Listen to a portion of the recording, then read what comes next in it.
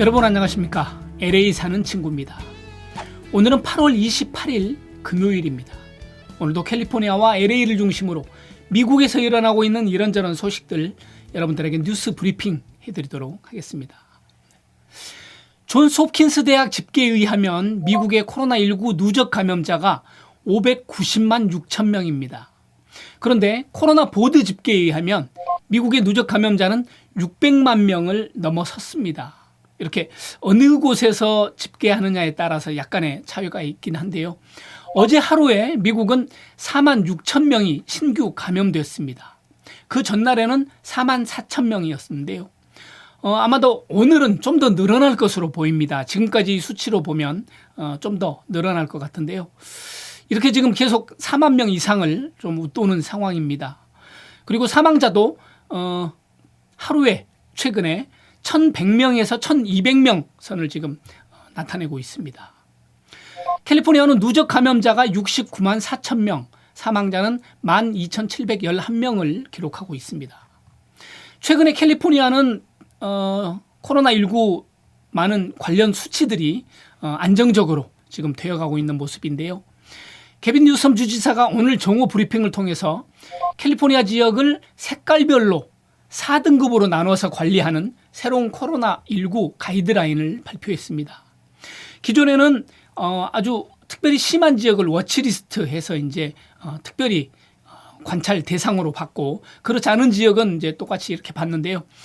앞으로는 색깔을 4등급으로 나누겠다는 거죠. 퍼플, 레드, 오렌지, 옐로우 이렇게 4개 등급으로 나누어서 차등을 둔다는 계획입니다. 현재는 LA 캘리포니아 내에 38개 카운티가 퍼플 등급에 들어가 있고요. 레드 등급에는 9개, 오렌지 등급에는 8개, 옐로우 등급에는 3개 카운티가 해당된다고 얘기합니다. 카운티별로 어떤 기준을 충족하면 등급이 하향 조정되는데 그것은 2주에 한 번씩 발표한다고 그렇게 얘기했습니다. 개빈 뉴섬 주지사는 4등급 가이드라인과 함께 오늘 캘리포니아 내에 비즈니스 영업 재개 완화 조치에 대해서도 오늘 밝혔는데요. 다음 주 월요일 그러니까 8월 31일부터 모든 미용실과 이발관 그리고 소매상과 쇼핑센터의 영업이 가능하다 이렇게 밝혔습니다.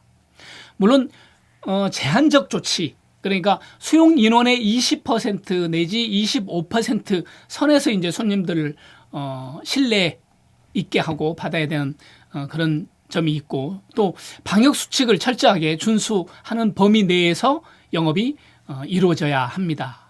네. 그러면서 개빈 뉴섬 주지사는 코로나19는 오랫동안 우리 곁에 있을 것이며 이제는 더불어 함께 사는 방법을 찾아야 한다 이렇게 얘기를 했습니다. 그러니까 팬데믹 이후에 새로운 질서가 만들어질 것이라는 어떤 예고 같은 그런 말이지요. 많은 사람들이 아마 공감할 것이고 그렇게 이미 생각하고 있을 거라고 생각됩니다. 네. 지금 미국은 9월 말까지 2020 센서스 인구조사를 하고 있는데요. 아시안 커뮤니티 리더들과 한인 단체들이 2020 센서스 인구조사 참여를 위한 홍보에 나섰습니다. LA 한인회, 한인타운 청소년회관, 화랑청소년재단, 아시아퍼시픽 정책기획위원회가 공동으로 어제 기자회견을 갖고 이번 주말부터 홍보 캠페인을 벌인다고 밝혔습니다. 2020 센서스 인구조사가 전국 모든 아시안 커뮤니티 위상을 바꿀 수 있는 기회라고 강조하고 또 관련 혜택도 우리 자신의 참여율에 따라서 결정되는 만큼 적극적인 참여를 통해서 변화를 이끌어가자 이렇게 얘기했는데요. 그렇습니다. 이 조사에 의해서 선거구가 조정이 되고요. 도로라든지 상하수도시설 그리고 정부의 각종 시설들, 기간 산업들에 대한 계획들이 이 센서스 인구조사에 의해서 계획이 세워지게 됩니다. 쉬운 예를 들자면 어느 지역에 한인들이 밀집해서 산다라고 평가가 되면 그 지역 공공시설에 한인 안내문이 이제 붙게 되죠. 그리고 공공문서 같은 데에 한글판들이 이제 등장하게 되고 통역사를 배치한다거나 아니면 한인 직원을 아예 그 기관이나 단체에서 고용을 한다든가 이렇게 하기 때문에 어떤 한인들의 위상이 바뀔 수 있는 그런 기회가 된다, 이런 얘기가 될 수 있겠죠. 네.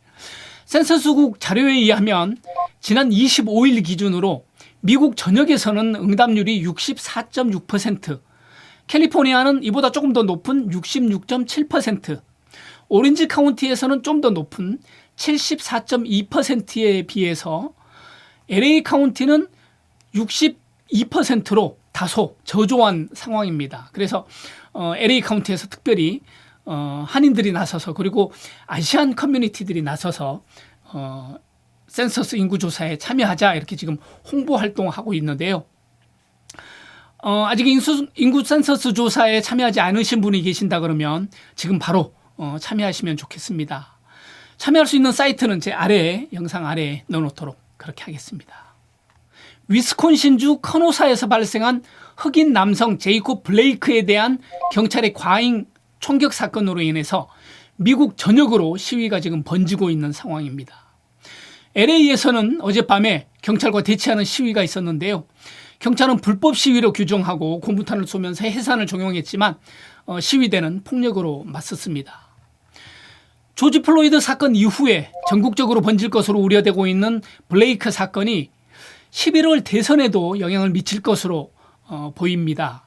그런가 하면 이번 사건을 대하는 두 후보의 태도도 극명하게 달라서 부동층의 유권자들이 어떻게 판단할지 관심이 가는 이런 부분인데요. 트럼프 대통령은 법과 질서를 강조하면서 약탈, 방화, 폭력은 용납하지 않을 것이라고 말하고 시위대에 대한 강경 진압을 지금 외치고 있습니다. 그런 반면 조 바이든은 블레이크 부모와 가족들과 대화를 나누고 희생자를 보듬는 모습을 보이고 있고요. 평화적으로 정의를 실현해 가자, 이렇게 얘기하고 있습니다. 이런 입장은 지난번 조지 플로이드 사망 사건 때도 이제 마찬가지였는데요. 트럼프는 시위대를 폭도로 규정하고 시종일관 강경 대응 방침을 고수했었죠. 주지사들이 너무 나약하다고 얘기하고 주 방위군을 빨리 투입해라, 이렇게 얘기하기도 했었죠. 네. 이에 반해서 바이든은 경제 사회적인 불평등 문제를 끄집어내면서 미국 사회의 각성과 개혁을 촉구하고 나섰습니다. 그러면서 민주당에서는 경찰 개혁이라든지 인종차별에 대한 인종차별을 개선하는 법안을 만든다든지 이렇게 했었죠. 이런 법안들에 대한 발의를 한다든지 이렇게 했었죠. 네. 자, 이제 유권자들이 문제인데요. 유권자들이 법과 질서를 위해서 폭력과 시위를 조기에 진압하는 정권을 원할지, 아니면 폭력과 시위의 원인을 공감하고 개선을 위해서 노력하는 정권을 원할지, 이번 대선의 관전 포인트 중에 하나가 되지 않을까, 이런 생각이 들고요. 앞으로 여론 향방에 대해서도 한번 자세히 한번 눈여겨보고 싶다 하는 생각이 듭니다. 그리고 선택은 여러분들의 몫입니다. 네. 오늘 영상은 여기까지입니다. 시청해 주셔서 감사하고요. 지금까지 LA 사는 친구였습니다. 감사합니다.